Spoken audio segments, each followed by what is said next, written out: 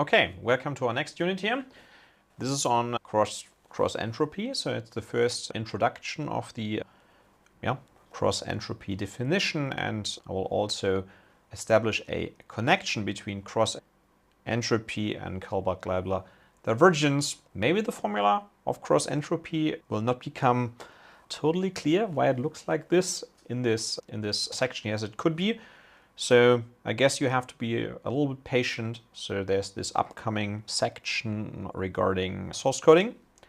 I guess that will make cross entropy a little bit clearer, but there's also an upcoming section connecting all of what we have done until here to risk minimization in machine learning, which will also make cross entropy hopefully much clearer. So here I want to establish at least a very fundamental and important theorem which connects these three entities here. Okay, so let's start out by having a look at the definition of cross entropy. So yeah, unfortunately now I have to refer a little bit to source coding. So the idea in cross entropy is actually to measure the average amount of information required to represent an event from one distribution using a predictive scheme based on another distribution Q. Yeah. And we'll assume that they have the same domain, they have the same support as we have already assumed for Kullback-Leibler. So bear with me if this doesn't make too much sense currently. Let's accept the formula for now. So the formula for cross entropy, and I'll write that as this eta of P, I don't know, double bar Q. So let me just read that out as cross entropy between P and Q. And again, it's not going to be symmetric, so order doesn't matter. Is going to be this, I don't know, summation or integration between P times log of 1 divided by Q when we go over the complete domain or support of X. So we can do this in the discrete case. I'm doing this here, and I'll later extend that also in the usual manner by swapping out a summation to an integral for the continuous case.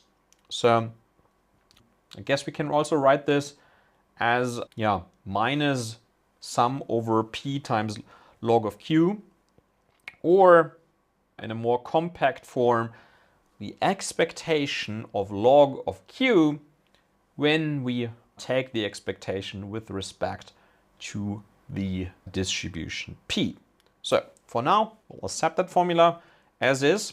You have to have a little bit of patience to understand the meaning of this. So here's at least one interpretation from source coding. So entropy would be the average amount of information if we optimally encode our distribution P. The cross entropy would be the average amount of information if we suboptimally encode our distribution P with Q. The Kullback-Leibler is the difference between the two, and our cross entropy, which I've denoted here with this double bar. Some people also write it like that. Is the cross entropy is then this average amount of information if we suboptimally encode P with Q. Okay, let's not discuss this any further. This will all make way more sense if we go into the source coding unit. It will also make a lot more sense if we talk about the connection between information theory and machine learning, which is our major goal anyway, and which is upcoming very soon. So for now, just assume this formula, assume this definition. What we can do is we can now prove a very nice correspondence between entropy, which we already introduced, and Kullback-Leibler, and this new measurement, this new cross entropy thing. So cross entropy between P and Q is the entropy of P plus the Kullback-Leibler between P and Q. So it does make also sense from an algebraic perspective. If there is Kullback-Leibler, there's entropy, and then we want to put these two together, and it's the third thing we need to put the missing quantity we need to put Kullback-Leibler in correspondence with entropy, which I guess we probably want. So is it easy to see this? Yes, it is, because we can write down here the entropy of our distribution P, and then we add Kullback-Leibler between P and Q. And now we simply write down the definitions. So here's entropy of P Here's Kullback-Leibler between P and Q. So far, so simple. Now we see that, well, we have two sums. They all go over the support of x. There's the P of x as a factor in both. So we factor that out. And now we have, well, minus log of P from the entropy. And we have, well, log of P minus log of Q. Yeah, so when we take apart the quotient here, inside of the log, there's a difference. And now minus log of P of x cancels out with plus log of P of x. And we simply have minus P times log Q, which is exactly our cross-entropy formula. So you can also just ask yourself, what happens algebraically if you add the entropy to the Kullback-Leibler? So how does this look like for the continuous case? Well, as expected. So here we have the cross-entropy, yeah, as the continuous definition. Yeah, we just write it again as the expectation of log Q when we compute the expectation with respect to the density P. Yeah, and that simply implies that we swap out the integral for the summation. As before, this is not symmetric. As before in the discrete case, we can show this very nice correspondence between now differential entropy, cross entropy, and Kullback-Leibler. It can also, unfortunately, now become negative because our differential entropy can be negative. So I guess that's the minus. Here's a little calculation, visualization of things. Again, I'm not too sure how much that helps, but maybe it makes things a little bit more concrete. So I have two densities now. I think we did that before. So we have our P, so a true distribution that we sampled from, which is the standard Gaussian. We have our Q, which is the Laplace. And here are the two densities. I can now compute Kullback-Leibler between the two. I can compute the entropy of P. I can compute the cross entropy, and I can compute now I can kind of also computationally show that our theorem from before holds. So I just compute all of these three terms computationally and show they're actually in correspondence as shown before. So we just put everything together from before. So the only new thing I need to compute here is cross entropy and then show that the theorem actually holds for this example, which it does. And I can also do this by take a look at what happens if I swap P and Q, and well, what happens is, well, it's not symmetric. As before for Kullback-Leibler, we get a different result. Maybe a little bit more interesting. We had this unit, this lecture unit, this subchapter before on differential entropy, and I gave a statement there that for a given variant, so if we fix it, so if we are now in the realm of continuous distributions, and we look at all continuous distributions with a certain fixed variance. And there I stated that the continuous distribution that maximizes differential entropy under all distributions of a fixed variance is actually Gaussian. Didn't prove that. We can do it now. Okay, let's take a look at it. So let's say g of x is a Gaussian distribution, and it has a mean mu and it has a variance sigma squared. Okay, and we'll use g as a symbol because g nicely implies Gaussian. And we use f of x for some arbitrary other density function, but we'll assume it has the same variance because that was our initial assumption for the theorem. Now, since differential entropy is translation invariant, we discussed that before, it didn't show a proof, but that's actually not very hard to show. We can now assume an f and g actually have the same mean. Yeah, because if they don't have that, I'll just shift one of the two so that this actually is true. What I will now do is I will compute the Kullback-Leibler between f and g. And we already know, because Kullback-Leibler is not negative, that this is either the 0 or larger than 0. In this subchapter here, we showed that this nice correspondence holds between Kullback-Leibler and entropy and cross entropy. So we know that the cross entropy between P and Q is the same as differential entropy of F plus Kullback-Leibler between F and G. So if we just rearrange terms ever so slightly, we get this correspondence here.